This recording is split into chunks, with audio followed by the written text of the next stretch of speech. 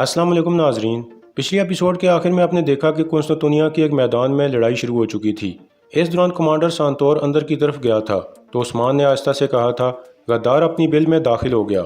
इस एपिसोड के आगाज़ में कमांडर सांतोर अंदर जाकर अपने सिपाहियों को कहता है शहंशाह आंद्रे निकोस घुटने टेक देंगे और उनकी हिमायत करने वाला हर एक मरेगा। तख्त हकीकी बहादुर के लिए होगा। आज हम रूम के लिए खून बहाएंगे। ये कहकर वो अपनी तलवार निकाल लेता है और फिर कहता है सिपाहियों, आज रूम में नया सूरज तुलू होगा। इसके बाद वो सब रूम के हक में नारे लगाते हुए बाहर की तरफ चल पड़ते हैं। इसी दौरान बाहर मैदान में कैदियों और शहंशाह के जंगजुओं के दरमियान लड़ाई जारी थी। उस्मान का सिपाही तुरहान बगैर तलवार के बहादुरी से लड़ रहा था। इतने में कमांडर सांतोर भी अपने सिपाहियों को लेकर मैदान में पहुंच जाता है, जिसे देखकर कांता के चेहरे पर मुस्कुराहट आ जाती है। दरअसल ये सारा मंसूबा इसका ही था। इस दौरान कमांडर सांतोर के बाकी सिपाही मैदान के मुख्तलिफ हिस्सों में नमूदार होने लगते हैं, जिन्हें उस्मान भी देख लेता है। शहंशाह इस खूनी खेल से बहुत लुत्फअंदोज हो रहा था। खेल में लड़ाई करने वाले एक एक करके मरते जा रहे थे, जबकि तमाशाई इस खेल से बहुत पुरजोश और लुत्फअंदोज हो रहे थे। इतने में सांतोर के दो सिपाही तीर कमान से शहंशाह आंद्रे निकोस का निशाना लेने लगते हैं, लेकिन उस्मान और तुर्गत उनका हमला नाकाम बना देते हैं। हर तरफ अफरा तफरी मच जाती है और फिर एक शदीद जंग छिड़ जाती है, जिसमें कमांडर सांतोर और आंद्रे निकोस के हामी सिपाहियों के दरमियान लड़ाई शुरू हो जाती है। उस्मान और उसके सिपाही कमांडर सांतोर के आदमियों का खात्मा करने लगते हैं और कई सिपाहियों को मौत के घाट उतार देते हैं। कुछ देर बाद उस्मान और बुरान छलांग लगाकर मैदान में कूद पड़ते हैं और शहंशाह के मुखालिफ सिपाहियों का खात्मा करने लगते हैं। तुर्गत और उसके सिपाही भी कई आदमियों का खात्मा कर देते हैं। इसी दौरान उस्मान देखता है कि सांतोर का एक सिपाही शहंशाह के बहुत करीब पहुंच चुका था और उसे मारने की कोशिश कर रहा था।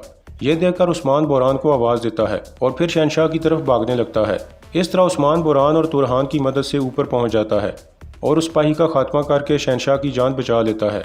उस्मान को देखकर शहंशाह आंद्रे निकोस हैरान रह जाता है। फिर उस्मान कहता है भेड़िए के साथ चलने वाला महफूज रहता है, आप मेरे साथ चलें, मैं आपको यहाँ से निकालूंगा। यह कहकर उस्मान शहंशाह को पकड़कर मैदान की तरफ छलांग लगा देता है। इस तरह वो कांता और उसके सिपाहियों की पहुंच से दूर हो जाते हैं। इस लड़ाई के दौरान जरगुताई के कंधे में एक तीर लग जाता है और वो थोड़ा सा जख्मी हो जाता है, जबकि उस्मान और बाकी सिपाही मुसलसल शहंशाह के मुखालिफ सिपाहियों का खात्मा करते जा रहे थे। उस्मान शहंशाह को कह रहा था जब तक आपका इमदादी दस्ता नहीं आता हम आपके साथ रहेंगे शहंशाह। कुछ ही देर में कमांडर सांतोर के बहुत से आदमी मारे जाते हैं तो वो अंदर की तरफ भागने लगता है। अंदर उसका सामना कांता से हो जाता है तो वो गद्दारी का सारा इल्ज़ाम उस पर डालने की कोशिश करता है, लेकिन कांता उसे काबू कर लेता है और कहता है कि तुम अपनी ज़ुबान मत खोलना, मैं तुम्हें ज़िंदान से निकाल लूँगा।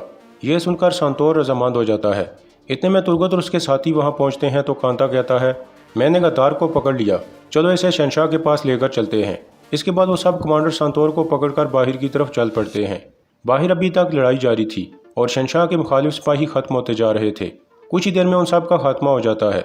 इतने में शहंशाह का इमदादी दस्ता भी वहाँ पहुँच जाता है और फिर तुर्गत कमांडर सांतोर को लेकर सब के सामने पहुँच जाता है। शहंशाह कमांडर सांतोर को ठोकर मारकर गिरा देता है और कहता है कुत्ते तेरे पीछे कौन है, बोलो। सांतोर हंसते हुए कहता है यह जानकर भी तुम्हारा अंजाम नहीं बदलेगा, तख्त अपने हकीकी मालिक को मिलेगा।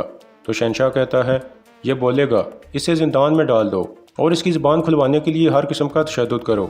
यह सुनकर सिपाही उसे पकड़कर वहाँ से ले जाते हैं।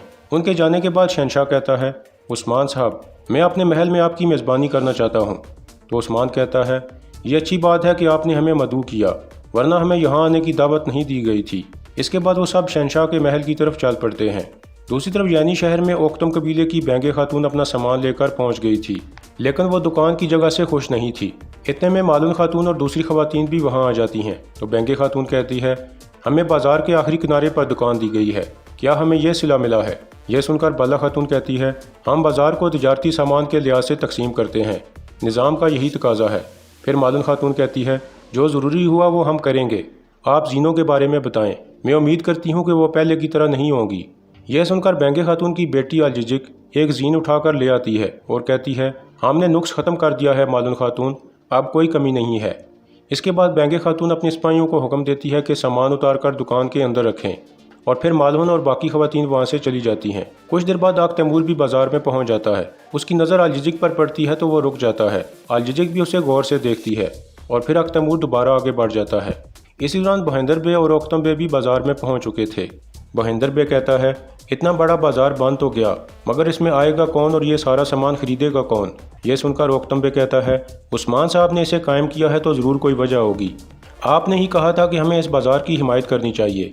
تو بہندر بے کہتا ہے بالکل کہا تھا، اگر وہ ہماری جیب بھرنے کے لیے کچھ کرتا ہے تو ہم اس کی حمایت کریں گے۔ میں اس بازار میں نہ اپنا مال لاؤں گا اور نہ ہی گاہک کا انتظار کروں گا۔ اسی دوران بینگے خاتون کا بھائی باتر بھی بازار میں پہنچ جاتا ہے تو بینگے خاتون اسے پرجوشی سے ملتی ہے اور پھر کہتی ہے میرے جوان مرد بھائی، میری والدہ کی نشانی، تم اتنا گھوم پھر کر بھی اپنے لیے دلہن نہ ڈھونڈ پائے، مگر میں ڈھونڈ لوں گی، میں تمہاری شادی دیکھنا چاہتی ہوں۔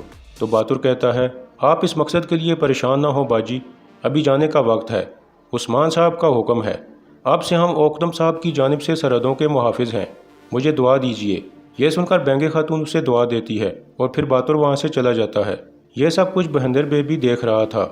باتر کے جانے کے بعد وہ اپنے ایک آدمی کو کہتا ہے اس باتر کا پیچھا کرو، عثمان کی بنائی گئی مملکت میں کیا ہو رہا ہے پتہ لگاؤ۔ اس کے بعد قسطنطنیہ کے محل کا منظر سامنے آتا ہے۔ شہنشاہ اندرینیکوس اپنے تمام سپاہیوں کو باہر بھیج دیتا ہے اور پھر عثمان کے ساتھ اکیلے میں بات کرتے ہوئے کہتا ہے آپ کو اس حملے کے ہونے کا پہلے سے کیسے پتہ چلا عثمان صاحب؟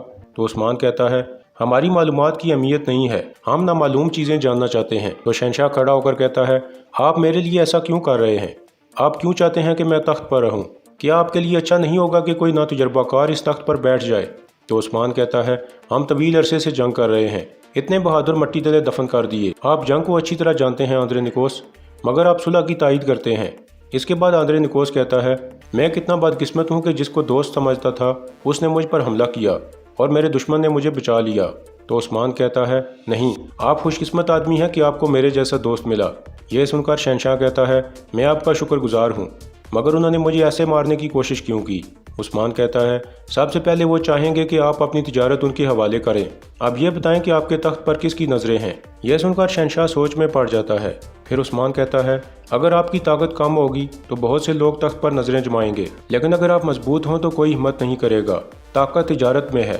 اس کے بعد عثمان اپنے لباس میں سے ایک نقشہ نکالتا ہے اور کہتا ہے شہنشاہ، چین سے قسطنطنیہ آنے والے قافلے یعنی شہر سے گزریں گے، میں یہاں بہت بڑا بازار بنانے جا رہا ہوں، اس بازار کی تجارت پر میری حکومت ہوگی۔ یہ سن کر شہنشاہ کہتا ہے میرے شہر میں سارا سامان وہیں سے منگوایا جائے گا، مجھے یہ قبول ہے، لیکن آپ کو ہمیں سب سے کم تر منافع پر مال فروخت کرنا ہوگا، مزید یہ کہ ہمارے قافلوں کی حفاظت آپ کا کام ہوگا۔ عثمان کہتا ہے آپ تسلی رکھیں، قافلوں کی حفاظت مجھ پر ہوگی۔ اس کے بعد شہنشاہ کہتا ہے ہم نے اچھا معاہدہ کر لیا عثمان صاحب، مگر ہمیں دشمن کو تلاش کرنا ہوگا، اس ذلیل سانتور کو یہ طاقت کس نے دی؟ عثمان کہتا ہے ہم مل کر اسے تلاش کریں گے، جس نے بھی یہ کیا ہے سانتور اس کا کتا ہے، اور اب وہ کوئی نیا منصوبہ بنائیں گے۔